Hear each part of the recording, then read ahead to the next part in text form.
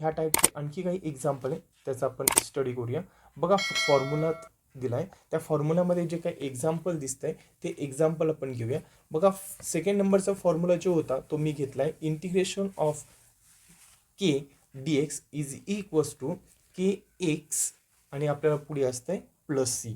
ठीक आहे. सो आता आपल्याला इंटिग्रेशन फाइंड करायचं आहे 2x dx. सो तो याचं इंटिग्रेशन काय असणार आहे, के म्हणजे व्हॅल्यू मिळते 2. सो आपल्याला याचं इंटिग्रेशन बघायला भेटतंय 2 आणि पुढे इंटिग्रेशनच्या पुढे मी घेतोय आणि मग आपल्याला ब्रॅकेटमध्ये काय होणार आहे 1 dx. म्हणजे हा 2 मी इंटिग्रेशनच्या पुढे घेतला म्हणून इथे आपल्याला राहते टर्म 1 dx आणि 1 dxचं इंटिग्रेशन काय असतं 2. 1 dxचं इंटिग्रेशन असतंय x प्लस सी.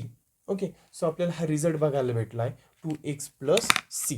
ठीक आहे. सो त्याच टर्ममध्ये आपल्याला 25 इंटिग्रेशन ऑफ 25 dx याचं आपल्याला इंटिग्रेशन फाइंड करायचं आहे. सो आपण 25 पहिल्यांदा इंटिग्रेशनच्या समोर घेणार आहोत. मग ब्रॅकेटमध्ये आपल्याला काय होणार आहे 1 dx आणि 1 dxचं इंटिग्रेशन काय असतंय 25 हा कॉन्स्टंट टर्म मी ॲज इट इज लिहिला आणि इंटिग्रेशन घेतोय मी 1 dxचं, तर त्याचं इंटिग्रेशन असतंय x प्लस सी. क्लिअर होतंय. ओके. सेम त्याच पद्धतीने m रेस टू m हा एक कॉन्स्टंट टर्म आहे.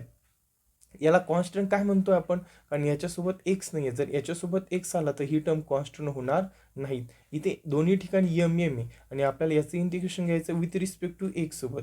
जर ह्या एम सोबत एक्स आला असता तर बाकी आपण याला कॉन्स्टंट नसतो म्हटलो, पण आता इथे एम आहे म्हणून आपण याचा आन्सर कसं लिहिणार आहे की एम. आता ही मधली मिडल स्टेप न राईट करता आपण डायरेक्ट रिझल्ट राईट करूया.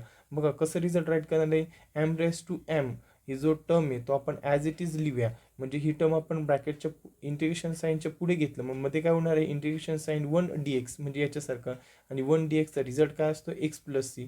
सो आपण एम रेस टू एम सोबत एक्स लिहिणार आहे आणि पुढे प्लस देऊन सी लिहिणार आहे. ह्या दोघांमध्ये काय येतंय डॉट म्हणजे मल्टिप्लिकेशन आहे. ह्या दोघांमध्ये काय मल्टिप्लिकेशन आणि पुढे काय येतंय प्लस सी येते. सेम आपल्याला इंटिग्रेशन फाइंड करायचं आहे अंडर रूट ऑफ 2 dx. आता याच्यासोबत एक्स नाही आहे म्हणजे हा कॉन्स्टंट टर्म आहे. सो आपल्याला ही तशीच राईट करावं लागेल अंडर रूट ऑफ 2 म्हणून आणि पुढे इंटिग्रेशन ऑफ dx जसं आपण इथे राईट केलं तसं घ्यावं लागेल. म्हणजेच ह्या फॉर्म्युल्यासारखं मी हे राईट करून दाखवतोय under root of 2 into integration of 1 dx. जर आपण अंडर रूट पुढे घेतला तर ब्रॅकेटमध्ये होणार आहे 1 dx. सो त्याचा आन्सर आपल्याला बघायला भेटतंय under root of 2x plus C.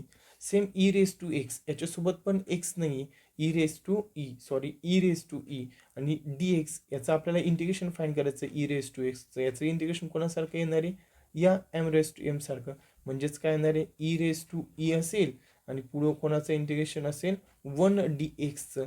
मग 1 dxचं इंटिग्रेशन काय असतं, ही कॉन्स्टंट टर्म मी ॲज इट इज राईट करतो ई रेस टू एक्स आणि 1 dxचं इंटिग्रेशन असतंय x plus C. Okay. So परत 1/2 हा कॉन्स्टंट टर्म मी पुढे घेतलं आणि आपल्याला फाइंड करायचं आहे इंटिग्रेशन ऑफ 1 आणि इंटिग्रेशन ऑफ 1 तो काय असतो, तो असतोय एक्स प्लस सी. सो 2/5 ही जी टर्म आहे ती मी ॲज इट इज राईट केलं आणि पुढे राईट करतोय एक्स प्लस सी. सेम आपल्याला आता -2/5 आलाय, मग -2/5ची टर्म आपण कसं राईट करणार आहे, तर आपण सेम सॉल्व करणार आहे. -2/5 आपण इंटिग्रेशनच्या साईनच्या पुढे घेणार आहे, इथे होणार आहे 1 dx आणि परत -2/5 1 dx म्हणजेच काय असतंय एक्स प्लस सी असतंय. ओके. आता इथे आपल्याला 100 दिला आहे, मग 100चं कसं सॉल्व करणार आहे आपण, सेम 100 इंटिग्रेशनच्या पुढे घेणार, इथे असणार आहे 1 dx. सो आपल्याला आन्सर मिळतं आहे 100x plus C. Next term आपल्याला दिले अंडर रूटमध्ये दिले आहेत आणि तिथे अंडर रूटमध्ये म्हटलं आहे की -m/n. मग आता हा पॅटर्न आपण कसं सॉल्व करणार आहे, तर आपण काय करणार आहे अंडर रूट ऑफ m/n हे पहिल्यांदा इंटिग्रेशनच्या बाहेर काढून घेणार आहे. सो 1 dx येतं आहे आणि 1 dxचं आन्सर आपल्याला मिळतं आहे एक्स प्लस सी आणि ही constant term that is under root of m/n नंतरची पुढची टर्म एक्स प्लस सी.